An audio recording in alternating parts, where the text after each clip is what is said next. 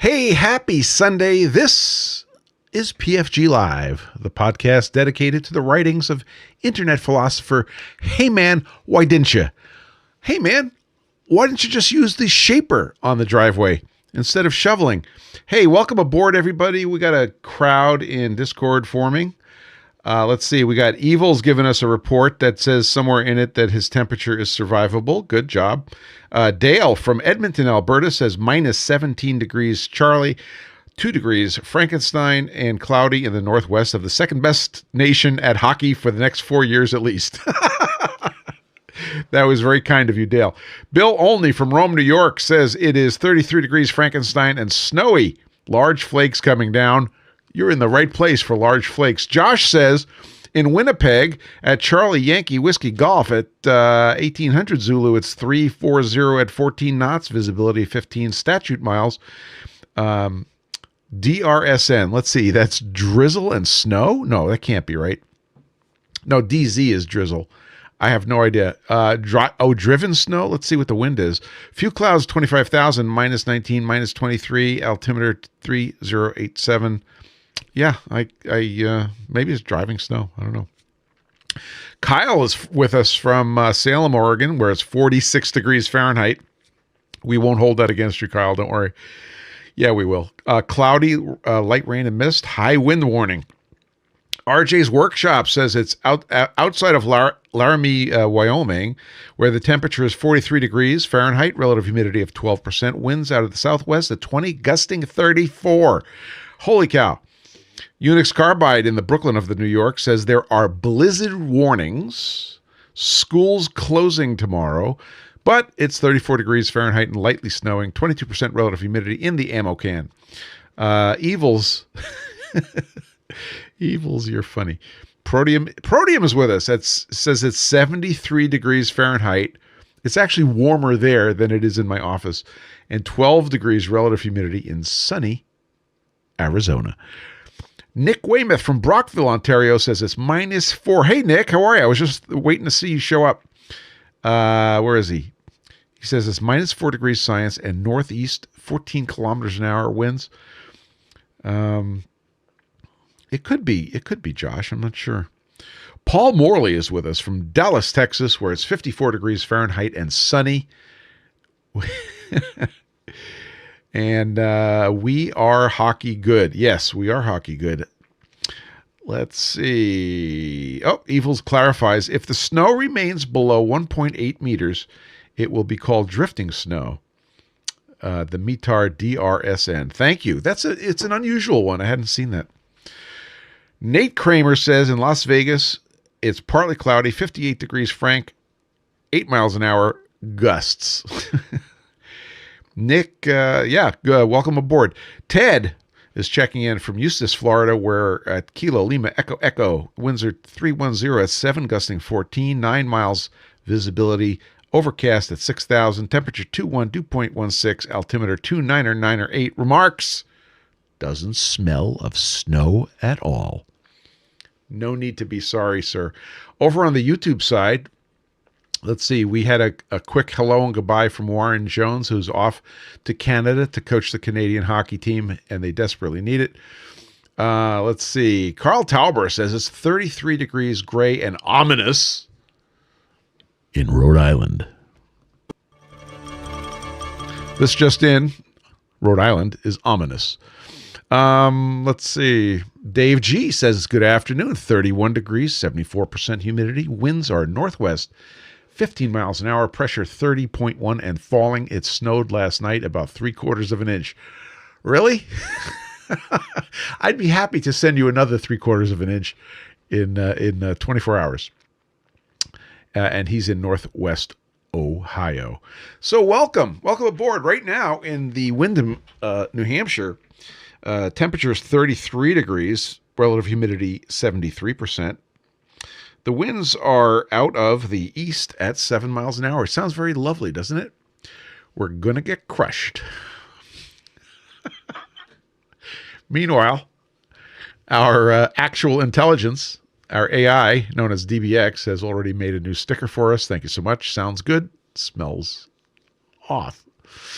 So, It's been a weird couple of weeks, hasn't it? I had the flu. We had stuff happened, but now here we are, and we're back together again to talk about stuff. If at any time you want to add something to the conversation, feel free to use the chats both on Discord and YouTube, and we'll go from there.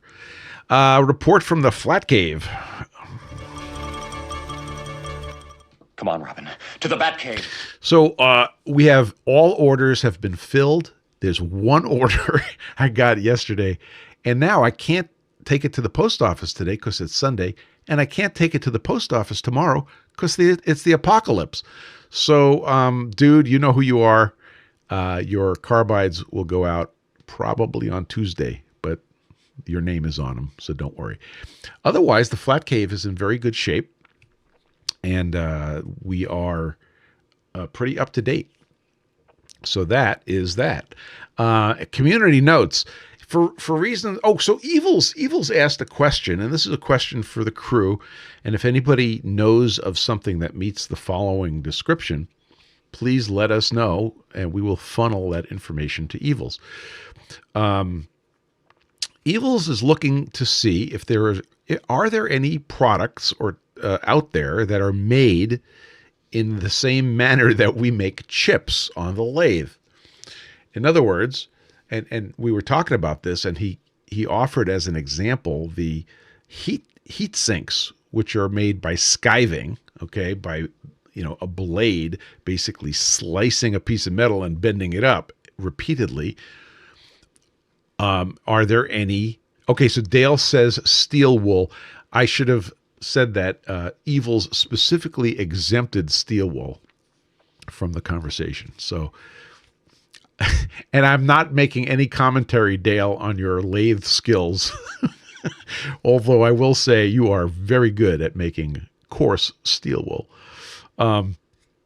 So does that exist? Plate Pringler says, a local machine shop has a product which is a corncob end mill chip. That sounds delicious. It is aluminum and goes in an instant drain cleaner product. I bet I know which drain cleaner that is because I've seen those chips. So there you go. We closed the loop. Maybe that answers your question. And it would be really cool if those chips that are going into the drain cleaner product were actually waste material from another cool product. Plate Pringler says it starts as a 12 by 12 foot bar, 12 by 12 bar, 12 feet long. Oh my gosh. All right, well, we started trouble. Okay, 12 inches. Got it. A 12-inch bar, 12 feet long, turns into chips for reasons that somebody wants the chips. That's kind of crazy. Let's see. We have a couple of topics today that we'll be talking about. One of the PFG lives that we canceled recently was timely because I had this really weird computer problem. Now, one of the challenges of our modern shops is that we sort of depend on computers. And right now I'm talking to you on the very computer which was giving me the trouble, but I'll try to describe to you what happened. And I can't promise that I've 100% solved the problem. So if I suddenly disappear on you, don't panic. Before we do that, let's see. Did we get you? Yeah, we did get you. Okay. I'll give you the spoiler first. I think the problem came as a result of a bad update. And for you computer guys, you're nodding your heads up and down like, yeah, that's completely normal. But it was very, very hard to diagnose. And I'm still not 100% convinced that that was the diagnosis. I'll tell you what I did to get back to stable again, and why I think we're not finished yet. I had several very skilled computer guys helping me out. And, Unix is here. My buddy Paul, who is not here, helped me out. So the first thing Paul identified, was that there was a bad update that was causing also. Well, I know you're a Unix guy, Unix. That's why they call you Unix. Otherwise, we'd call you Window. It's okay. It's cool. You were still smart. You gave me good advice. You might be the source of the problem.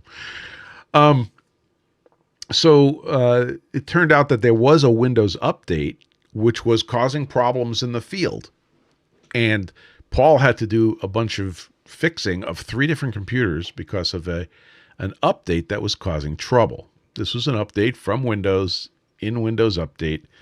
He gave me the number. I uninstalled that update. That was the first thing. The second thing was, gee golly, it looks like a memory problem. So we talked to a couple of, people basically said, yeah, that could be a memory problem. So I did a bunch of memory testing. I have 2 memory sticks in the computer, 2 16 gigabyte memory sticks. So what do? You pull one of them out, you run the system on one stick, and then you reverse it. I did that. Inconclusive. I ran a memory test. Windows has a very obscure built-in memory test, which runs at the low level. And I ran that test several times on both memory sticks. Inconclusive.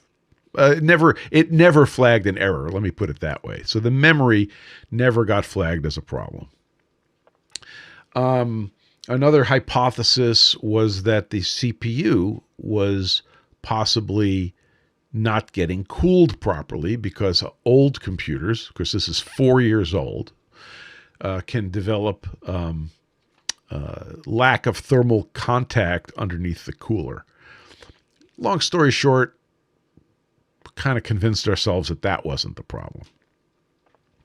So after uninstalling the Windows Update and then loading a piece of software called CCleaner, letter C, CCleaner. I paid good hard money for it, and we started using that, and that cleaned up a bunch of stuff. That made sure our drivers were up to date. That was one of the things with this Windows Update that broke things, is that it required recent drivers. So all of our drivers got updated.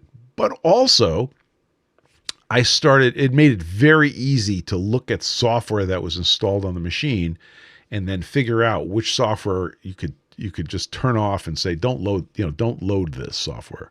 And when I say software, I mean, it could be processes, drivers, all sorts of stuff. So I went through that, and actually I did find several pieces of background programs that weren't necessary, and I turned those off. So there was a bunch of those I turned off. The other thing which is still hanging is I turned off the ability of the computer to power down the screens. You know how you could have a screensaver that after a certain amount of time it puts something on your screen, which could be whatever, or it could be a black screen, but it's not powering down the monitors. My monitors have always powered down, and we're using DP ports. So for 4 years, this has worked just fine. So you'd come in the office, you'd wiggle the mouse, hit the shift key, and the monitors would turn on, and everything was glorious. Yeah, I didn't tell you the symptom. The symptom was basically a lockup, Paul. So you'd walk up to the computer and everything looked normal, and the cursor's sitting somewhere, and you'd go to try to move the cursor, and it was locked up. The USB bus was probably borked, not sure. The Stream Deck, which I use as my audio board, okay, that was locked up, or it wasn't responding. So it could have been USB related. So what I did is I went in and I turned off all the power saving. Do not power down any USB devices. Do not power down any screens. I turned on the, go to black as your screensaver. So after doing all of those software updates, software disables, driver updates, and testing as described, and then doing that last thing, it seems stable. Like the system's been running fine, and we're running on it right now. Do I think everything is fine? I'm not sure. So what I'm going to do is I'm going to run this way for a couple of days, and then I'm going to go back to, what power off the screens after this much time, et cetera, and see what happens. But something changed, and I believe it is in the way that the Windows 11 operating system is working, and in particular, it's the way it's treating power savings. That's what I think is going on. Proteum says, with all the garbage Windows has been including lately, I've been this close to learning to make Windows ISO WIMs. I don't know what WIMs means, but I hear you. Paul says, by chance, do you have Bamboo Studio installed? Yes, I do. On this computer. He says, I've had a nagging issue that causes extreme lag when I start Bamboo Studio. I'm on Windows 11 as well. So I do have Bamboo Studio installed, and we didn't try uninstalling it, but I'll take a look at it. Proteum says a WIM is similar to ISO, is basically a custom install of Windows with only the apps you want. I'd be very interested to hear about that.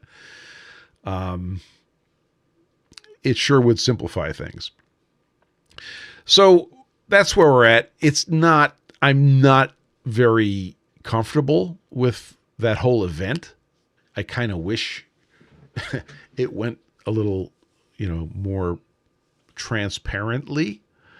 And I don't like from an engineering point of view, I hate troubleshooting where you're basically turning things on and off until it seems to be okay. That to me does not leave me with a warm, fuzzy feeling.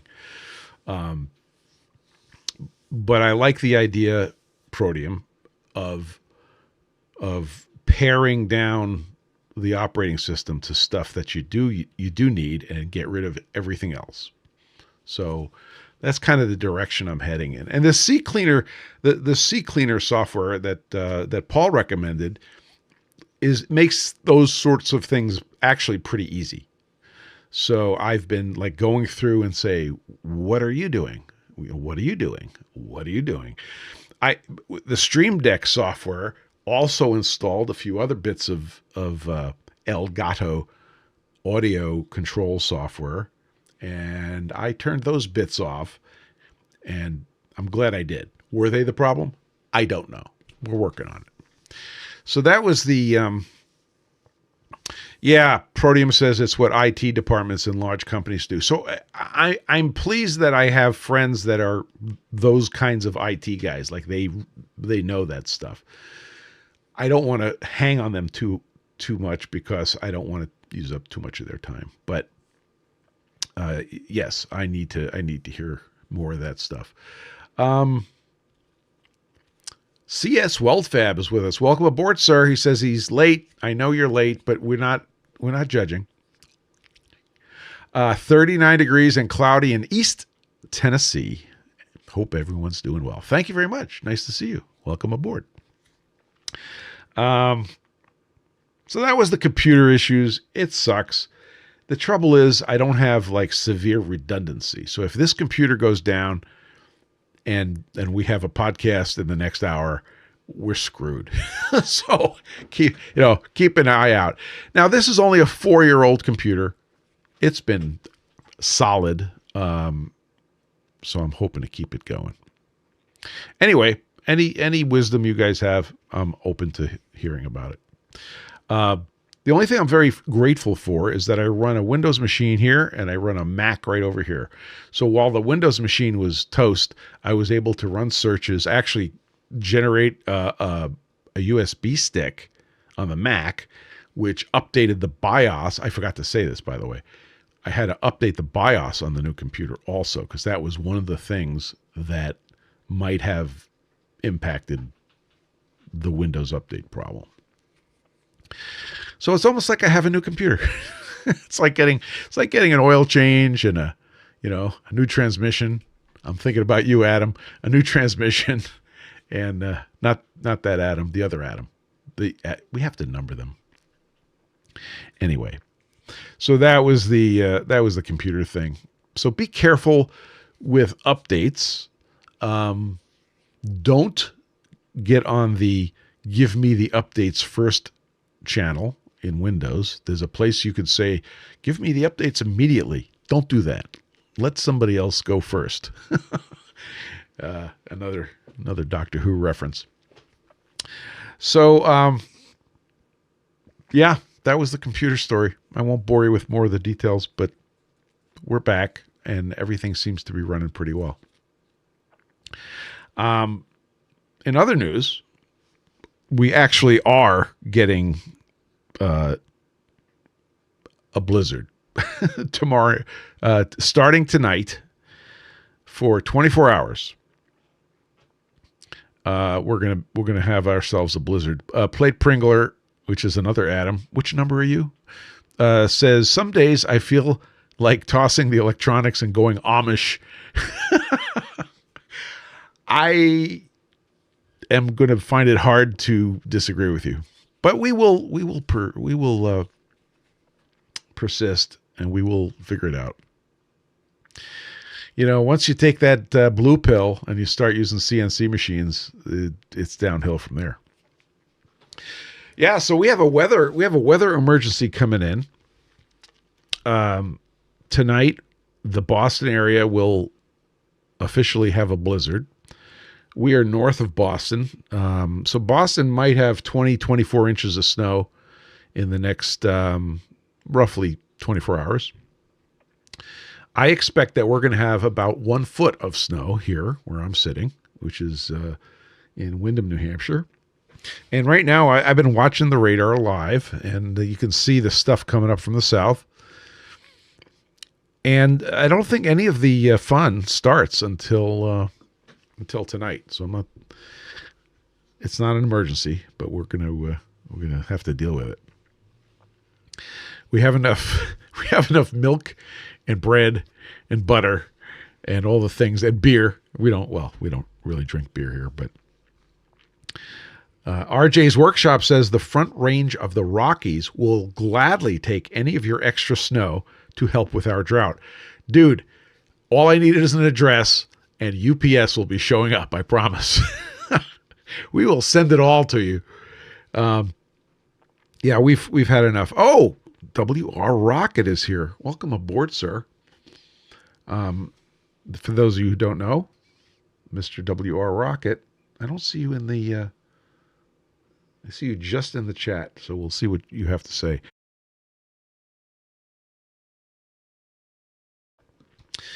Mr. WR Rocket is in Alaska, where I'm sure he is unfamiliar with the concept of snow.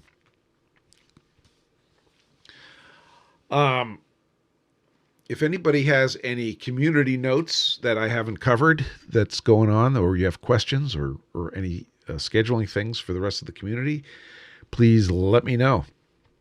WR Rocket from Kodiak, Alaska, with a late weather check-in says, after clocking in 158 mile per hour winds last Friday, currently 33 degrees, sunny and beautiful.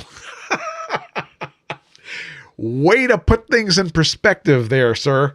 I appreciate it. Anybody want to just dwell on that for a second? 158 mile per hour winds. I would be hiding in a hole in the ground somewhere. You know, Mount Washington, which is not terribly far from here. Oh, look at that. Let's see if we could play this GIF here. Not really. There we go. Mount Washington generally holds the record for the highest winds, but oh, that was from Plate Pringler. Yeah. That's lovely. WR Rocket says that was on top of a mountain in town, but my office measured 98 miles an hour.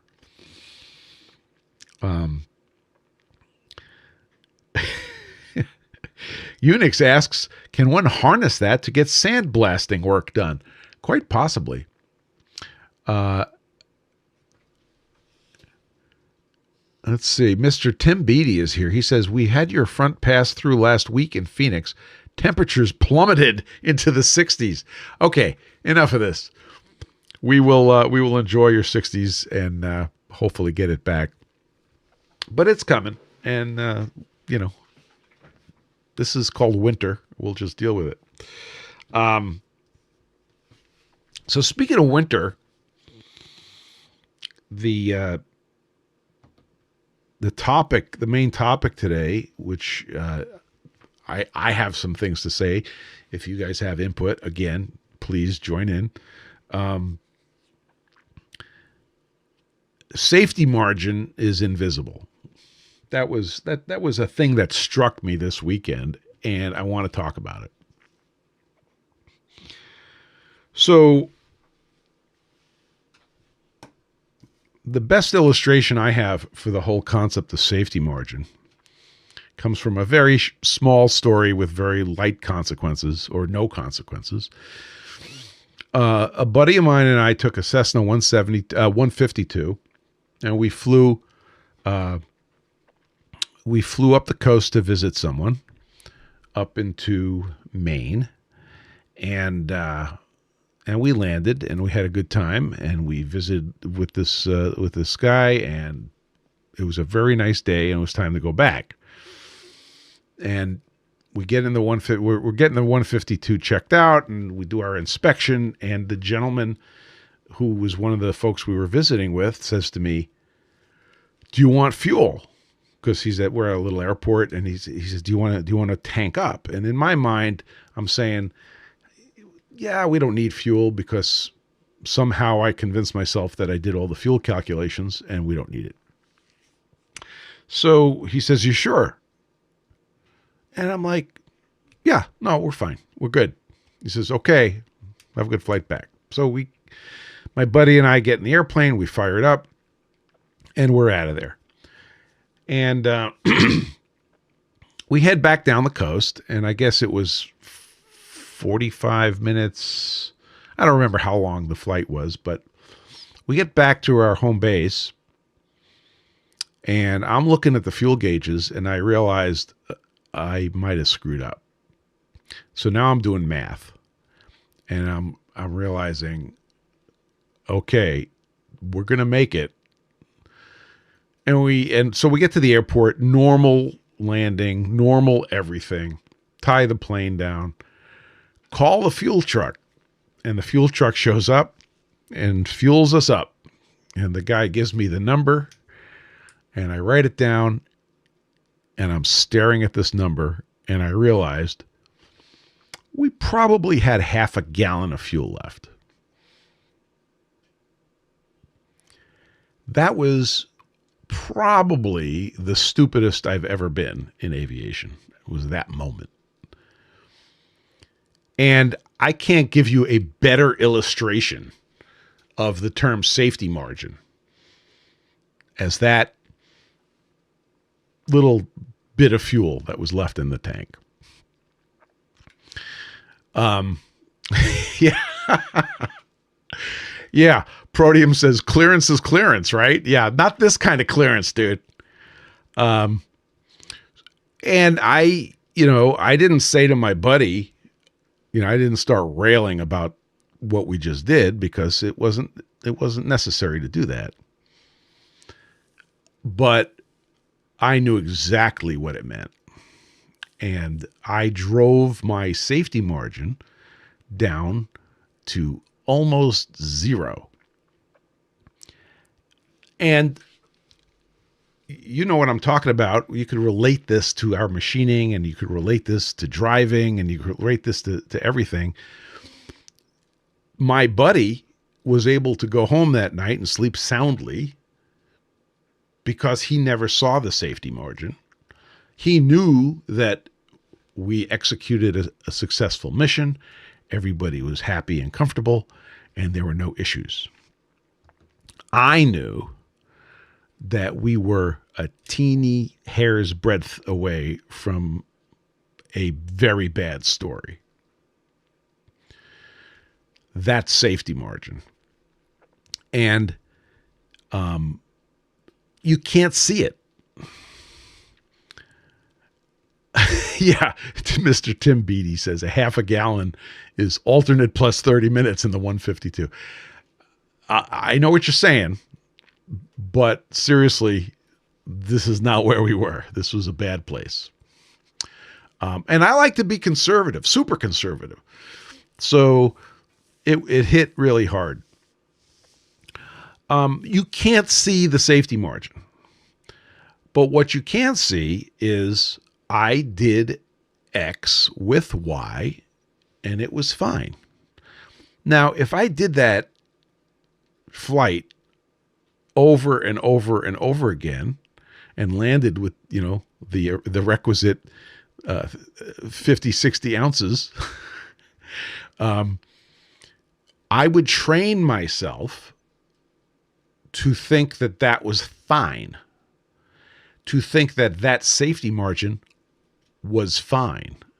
And that would work right up until the day that there was a random fluctuation in the universe, which in aviation we called wind. Okay. It could have been any one of a number of things, and then it wasn't fine. Whereas, let's take the other scenario. There's an alternate universe where I did fuel up, and I left Maine with full tanks, and my safety margin was huge. And that is what I should have done. And would my buddy, who was sitting in the right seat, have known the difference? No. In both cases, we would have landed at home. Everything would have been great. So this happens a lot. And then I started thinking about other examples. I used to work for a company called Analog Devices. And I had a guy that worked with me, Bob. Bob was an awesome technician. And he actually ended up being a housemate at some point. Super guy, absolutely super guy. Well, one day I'm working at my desk and in walks Bob, and he hands me, I think I've told the story before in another context. He hands me a pair of safety glasses. And I'm like, what?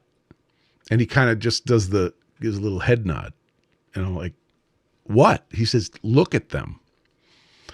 And I finally look at these safety glasses, and there on the right lens, exactly dead center, was a solder blob. And I realized what happened. I said, did this just happen to you? He nods his head. Yep. I said, are you glad you were wearing your goggles, your safety glasses? He says, yep. I'll never forget it. Had Bob not been wearing the safety glasses, he would have had a blob of solder right in his pupil. How hard was it to wear the safety glasses? Not hard. What was the difference in safety margin between him not wearing safety glasses, which was imagined, and him actually wearing safety glasses, which is what occurred? And the answer is really big difference in safety margin. Can any outside observer have looked at the what was going on and known that there was a difference in safety margin? No. It's invisible. But to Bob, that day, he knew he was doing the right thing.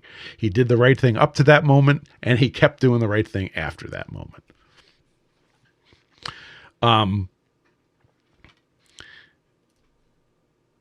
He was trained he received training instantly when he put together everything and realized what happened. But when you get away with having little to no safety margin, your brain says, oh, yeah, we did that successfully. Oh, yep, we did that successfully. Oh, yep, we did that successfully. Until the margin erodes to where a random event causes a disaster. I don't want to get morbid here, okay? This is like Debbie Downer, but we'll talk about the lessons learned, at the end. Here's a story that just came in from Plate Pringler Adam. He says a coworker was using a cutoff wheel in the surface grinder on a tall part. It tipped over and the wheel exploded. A huge chunk of wheel flew at his forehead, but luckily he had his glasses up on his forehead, which stopped it. So my takeaway from your brief story is that as soon as you said a tall part tipping over, is that's where the safety margin was pretty tiny. And you said, and Plate Pringler says the safety guy was miffed. Why? His safety glasses saved the day. They just happened to be on his forehead. But what, right? Was he trained that the safety glasses were a good idea, or the safety glasses on his forehead was a good idea?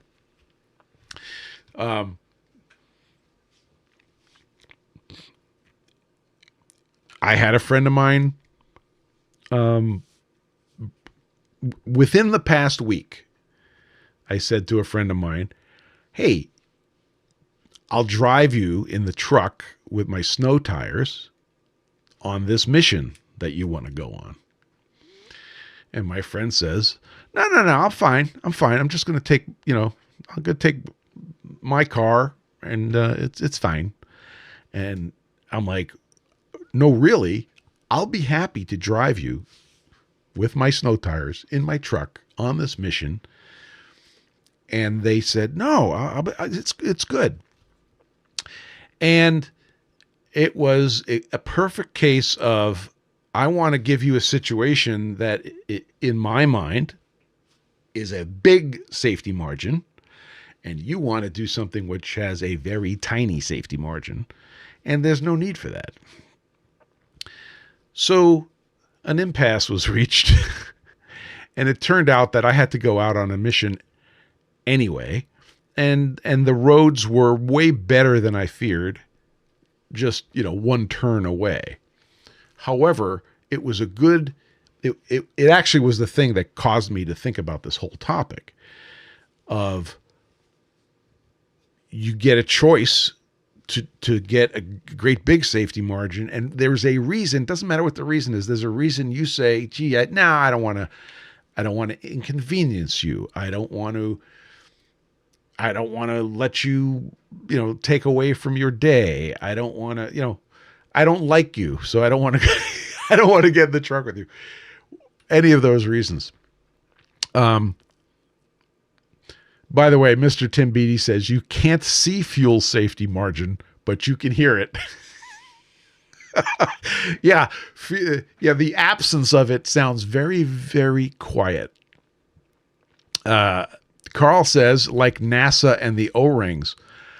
Yes, like NASA and the O-rings. So you all know the story of the unfortunate Challenger disaster. And I'm not getting them mixed up, am I? You'll tell me if I am. But the O-rings in the cold weather refused to seal. And an engineer issued a report, and they said, if it's under 35 degrees Fahrenheit, we're not going to get good seals on the external rocket boosters on the space shuttle, where there are these two O-reel. I remember there were two O-rings, two big O-rings.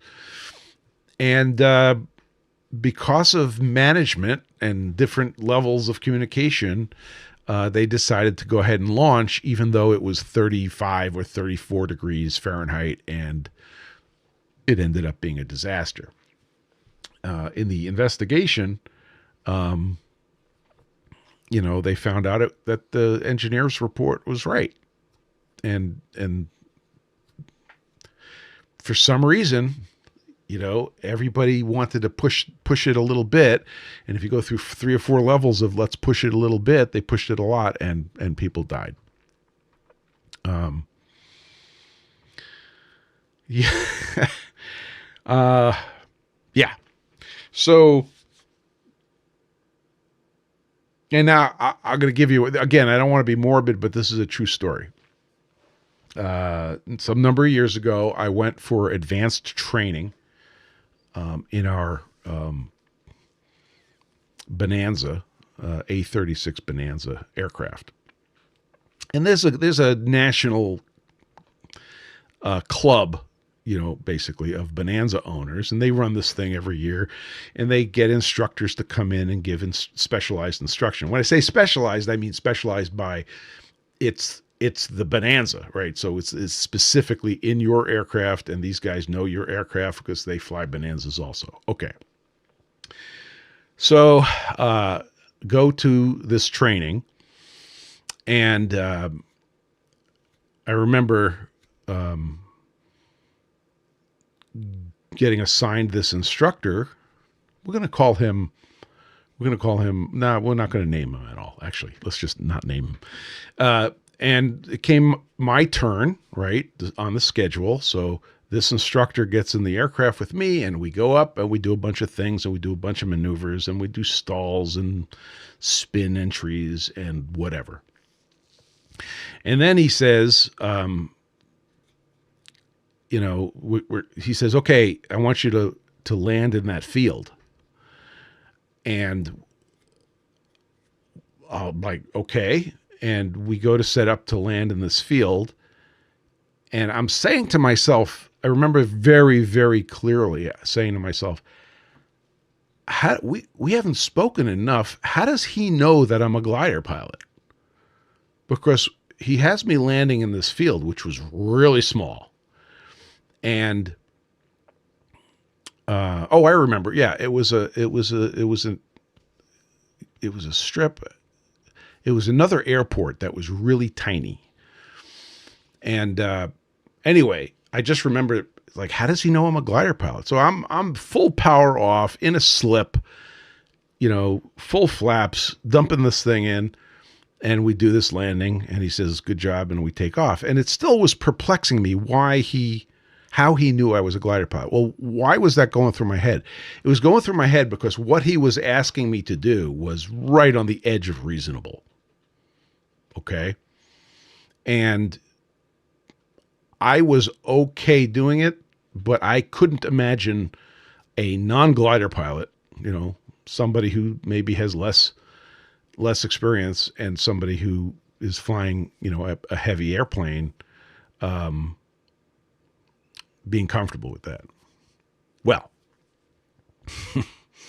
get back to the airport and milling around doing other stuff, and somebody else who had just flown with this guy had just landed and gets out of the aircraft completely white, like all the blood has drained out of their face.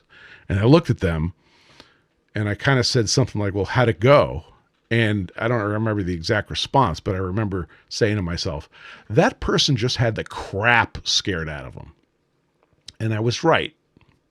And I won't go down that branch of the story, but that sort of bugged me. So long story short, that event ended, got home, went about life. And sometime later, and I think it was 1 year later, it might have been 2 years later, I don't quite remember, at the same event, of course I wasn't there, this same instructor, who by the way was a commercial airline pilot, he took off in a Bonanza, in a twin Bonanza with a student, and pulled the power on him on one of the engines on takeoff. They both died.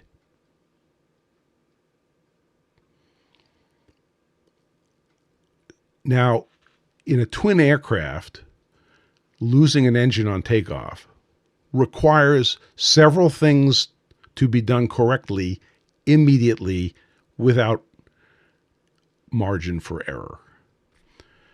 And whoever was, his student who was flying the aircraft didn't do the right thing on time, and they crashed and they died. The reason I bring this up is that it turns out that instructor had very little regard for safety margin. And he's dealing with people who he doesn't know, and he doesn't know their experience, and he doesn't know their qualifications, but they're jumping in the aircraft, maybe have a 10-minute, how do you do? And off they go. Whereas when you're dealing with somebody, you're dealing with an aircraft that you don't know, you're dealing with a person you don't know, you need big safety margins. So what's the opposite of that story? The opposite of that story is when I was flying with Claire, hi Claire, and doing my airplane and instrument stuff. Oh no, I'm sorry. This story came when I was flying with Frank. Hi Frank. And we used, we said, okay, the ground is 2,000 feet. So we used the 2,000 feet altitude. That's the ground. If you go through 2,000 feet, you crashed.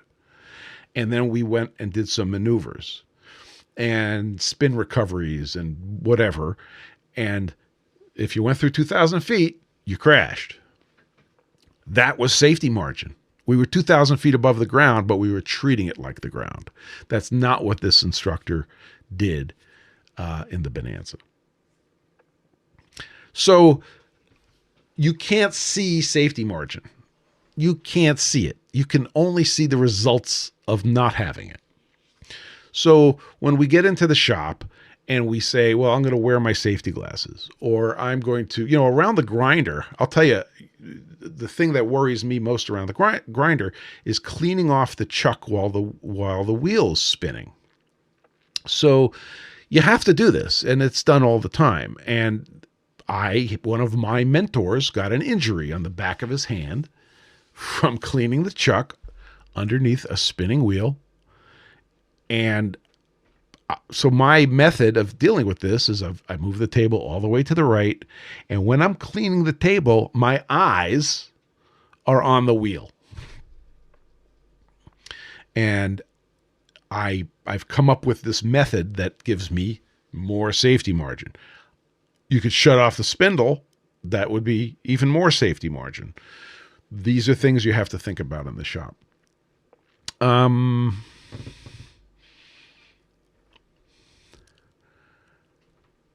Mr. Tim Beatty says, one of my last rides with a particular CFI, he chose to demonstrate that the 172 engine can be shut down and restarted in flight. It's true. And if you do that at 4,000 feet, you're all set, because if it doesn't restart, you have time to think about it, or you have time to try another method. You do that demonstration at 1,500 feet, then you shouldn't be a CFI.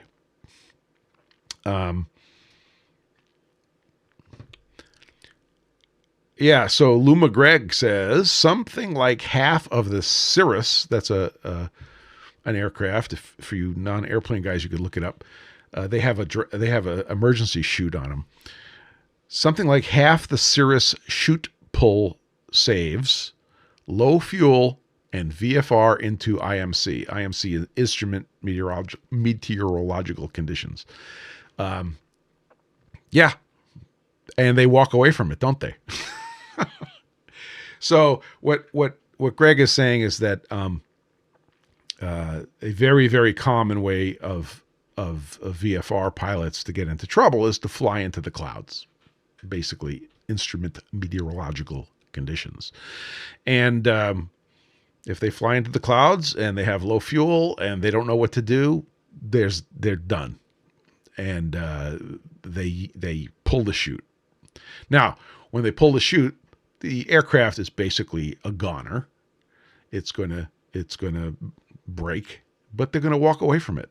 And I've seen the pictures. They do. Okay. So think of ways. Here's my challenge to everybody is to, for the next week or two, think about safety margin. What is your safety margin in your shop, in your day-to-day? And are there any places where you have allowed that safety margin to shrink? One of with the grinder is a great example of a tool which is really simple and it really requires some safety thought. And you've heard me whine about this before, but the idea of drilling holes in your in your grinding wheel to balance it absolutely gives me the heebie-jeebies, because you're going to the highest stress part of the wheel, and you're going to drill a hole in it and create a stress riser. It's just nuts. What you should be doing is buying a B200 balancing ring from Kinetic Precision. But that's another story. I don't want to go into a commercial. Yeah. So RJ's workshop says, risk a lot to save a lot, risk a little to save a little. A common mantra for the fire service: training, practice, focus, and more practice keeps you alive. Well put, sir. Proteum Machining says, speeds and feeds are a good area in the shop. Many people push that too far. Less safety, but safety margin. Yeah. So of course, here's my picture for the thumbnail with a bunch of broken carbide tools. And you could think of that as you exceeded the safety margin. Now, a lot of times when you exceed that safety margin, you break a tool and it's not the end of the world. Okay. But if you want to not break that tool, you can invoke safer, more conservative application, but it costs you speed. So frequently in the shop, we'll do that trade-off, won't we? Right? It's like, well, I'm going to push this a little bit. I have plenty of friends who I hear this from. We're going to push this a little bit. And then, you could end up with a broken tool. A broken tool is not the end of the world, but a grinding wheel bouncing around your shop, hitting you in the back of the head is. Adam says, ordering an extra cutter when doing a fast turn project in a challenging material. That's margin. Yeah, I have the rule of threes, right? If you need one, you buy three. Proteum says, I see far too many people damage their machines trying to save 5 minutes a cycle on an order of like 20 parts. Agreed. Dale says, 2 is 1 and 1 is none. So what's 3? Actually, the rule of threes for me in my shop has to do with drills, okay? If I break a drill, I buy 3. So one goes into the index, 1 goes into the tool holder, and 1 is on the shelf, for example.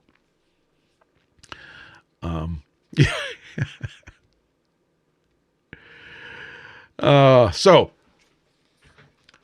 safety margin. You can't see it, but you can make it, and it could save your butt. So my challenge for you guys is think about your safety margin on various things you're doing in the next week. Yeah, it'll cost you, 15 seconds to stop and think and say, what's my safety margin? But once you do that, you might find some things that you need to improve. And if you do, I want to hear about it. I'm happy to report that in the local driving incidents, nothing happened. And everything was okay. And I could also tell you that all those broken carbide tools you see on your screen, it's fine. The machines were fine. But I haven't broken a tool in a while. Oh, did I just say that? Crap, I shouldn't have said that.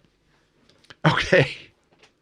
So, if anybody has anything to add or any community notes, now's the time to put it in. We're coming up on the top of the hour. I made the mistake of not double checking when it was President's Day, and I said the week before, I said, "Hey, we'll see you next week." I didn't realize it was a holiday. And I should point out one more thing. I'm so used to it, I never really made the announcement. But the way I run my business is that if it's a federal holiday, which is usually made to be a Monday, to make a 3-day weekend, then there's not going to be a PFG.Live unless there's some pressing reason. The same thing in my antenna business. If it was a federal holiday, we were closed. So it's the same sort of deal. And we'll announce it. I'll do my best, but this one got away from me, and I apologize. So today is the 22nd. I see no reason that we won't have a PFG Live next week. And who knows? We may have something special. We'll see what happens. If you need some flat things or things to make other things flat, head on over to PFG.Stones.com and get yourself a set. We recently had 2 really big batches of 4s and 6s that we had to make because we were cleaned out. This was a weird, January was very, very busy, and I was doing a lot of shipping. I think things have kind of calmed down a little bit, but everything's back in stock. We have stock on everything. So if you need something, go ahead and place your order. If you have any questions, don't hesitate to contact me using the contact form on the website at pfgstones.com. If you want to catch up on our PFG Lives, and if you just go to PFG.Live, you will get to the YouTube playlist, and you'll be able to catch up on all of those things. Let's see. I think I've covered everything I wanted to cover. Let's see. Mr.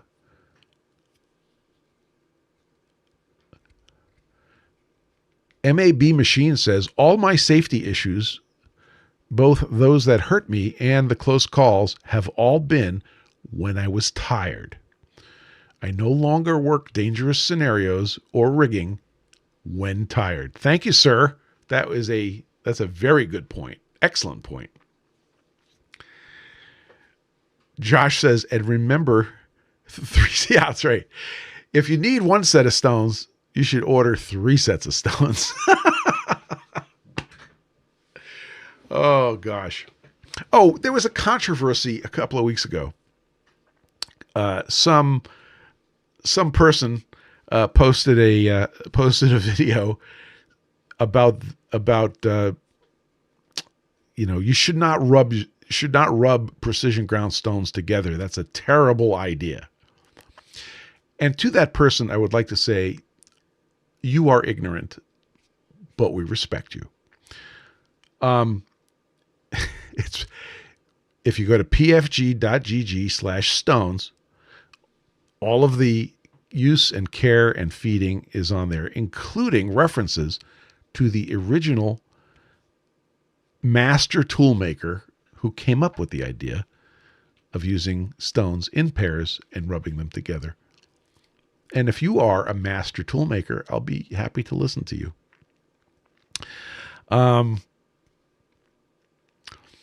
Also, today's featured sticker was the NOS. NOSes are generally in stock, although sometimes we have to make them. So just let me know. They all come with a clamp now to tighten up the base joint of the NOS. So that is all explained at pfg.gg/NOS. Carl Tauber says, not ignorant, misinformed. I'll allow that, sir. Yes, absolutely. With that, I'm going to say have a great weekend. Have a great blizzard. You guys in Arizona can laugh at us for the next 48 hours. By the way, Dylan, take that into account with respect to our recent conversations about shipping me stuff. The next 48 to 72 hours are going to be a little iffy. Right now we're watching the live radar, although this isn't going to get really exciting until tonight. But yeah, we're about to get clobbered. Let's see. Dave says, years ago when my dad was teaching me how to hone engine blocks with a Sunin CK10, he showed me to take the stones and rub them together to deglaze them. Sure. Absolutely. Let me just touch on one thing here. There's this concept which is a result of the lapping world, like lapping in a telescope lens, which has been around since forever. And you take the platen, which is going to become the mirror. Okay, I said telescope lens. I meant telescope mirror, which is going to become the mirror, and that goes on top. And then the one on the bottom is sort of the sacrificial beast. And you go around and you lap it. Okay, and eventually, as you go around the barrel, you do this with a barrel, by the way. The upper one will become concave, and the bottom one will become convex. There's a couple of things you should know about this. Number one, you're doing this intentionally, okay, and you're never changing the position of the two platens. So, yes, that is going to happen. Also, you are using abrasive materials which are harder than the lenses, i.e., diamond, or I'm not sure what else the telescope guys use. So it's a three-body problem. You have the upper plate, the lower plate, and then you have the herbs and spices, which are intentionally put in there to be the lapping compound. Okay? So, yes, that's how you make something that's concave and convex. When we rub our stones together, okay, there it is. When we rub our stones together, number one, we're cleaning them. We're not adding any additional material. And we are using our fingers to feel how smooth they are, which is going to tell us if there's any grit, any schmutz between the stones. Additionally, you're encouraged to randomize which stone is on top and which stone is on bottom. And you can rotate them so that they're not always the same way. I mean, this is if you go to pfg.gg/stones, I tell you to do this. Okay. So it's really easy to imagine that process is the same as this other process. And it's just not completely true. Okay. By the way, I'm still using serial number 001 of the 6-inch stones every week to make stones on my grinder, right?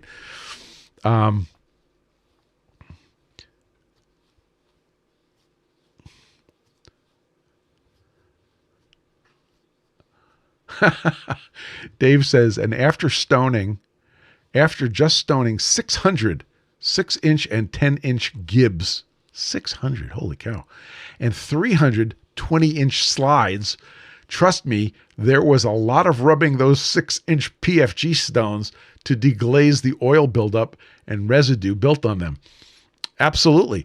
And by the way, don't forget the WD-40 and cardboard trick.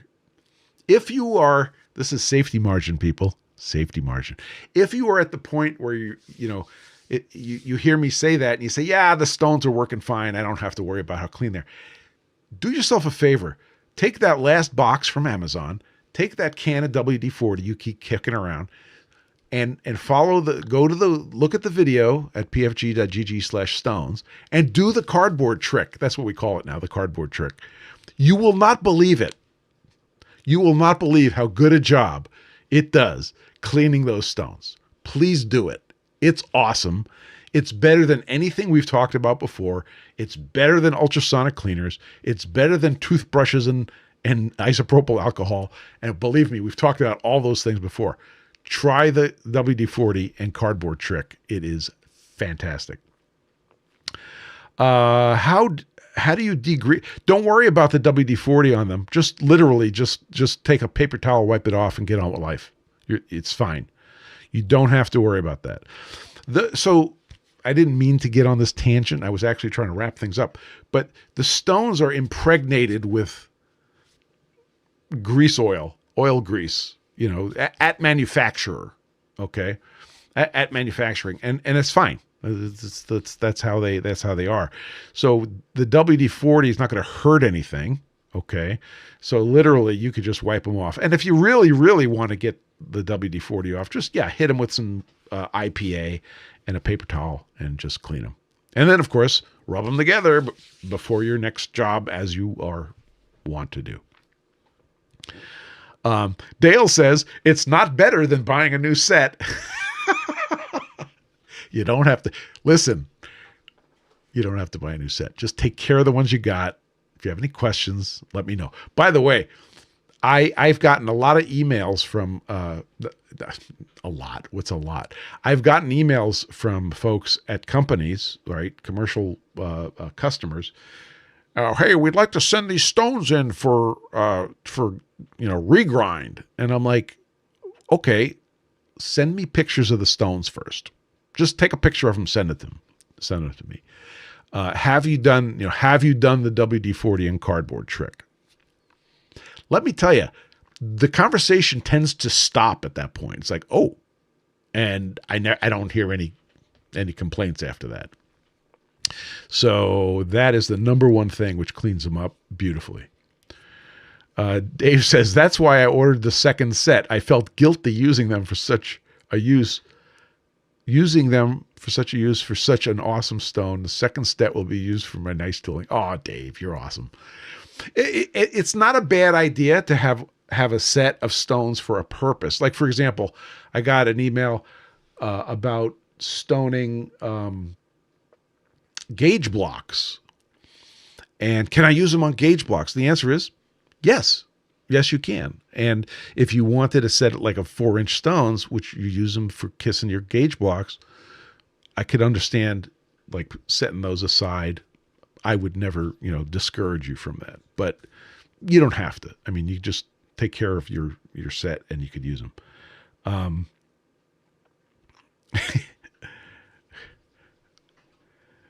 DBX says you should sell WD-40 and cardboard cleaning kits. I don't want to sell WD-40.